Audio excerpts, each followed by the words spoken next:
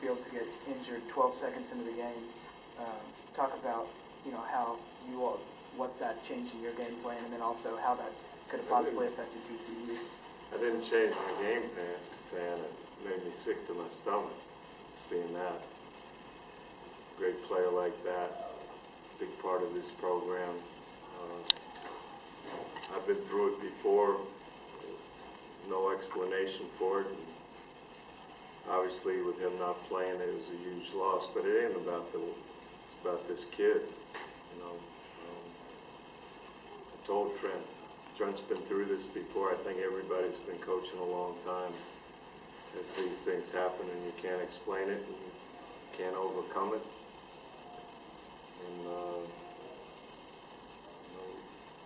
sure we were very fortunate that we won the game. I don't think the outcome would be quite the same if he'd have played.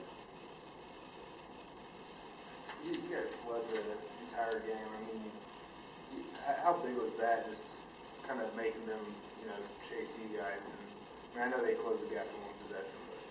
But. Well, I mean, we don't have a deep bench. We have 9 guys, and half of them never played. I got to do a better job. London, our returning senior's playing on one leg. Got 7 minutes out of him. That's got to change. I played a freshman at power forward, Uche. Got to wait for football season. June promised me a couple of guys, so. But we were very, very fortunate. They're hard to guard. There are a lot of things that, I'm sure Trent will tell you that teams don't cover right now, and it's a work in progress.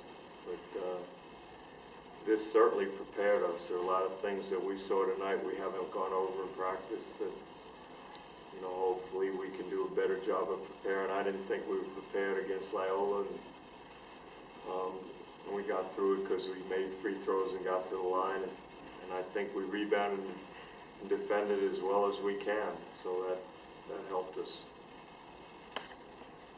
What goes through your mind when you see him missing those free throws there at the end of the game? I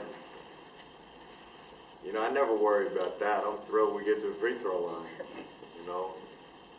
I tell guys there's no pressure on them. I'm the dumb one for playing it. So what problems are that? But and then I'll give you an example. 6.2 seconds. We get an offensive rebound.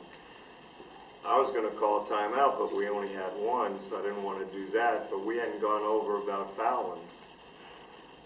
And I think 6 to 4 or 3 is, we fouled the dribbler. So there's so many things I felt bad about for our team. But hey, you win on the road against a Big 12 team that's well coached.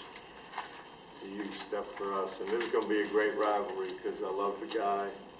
He's going to do it the right way.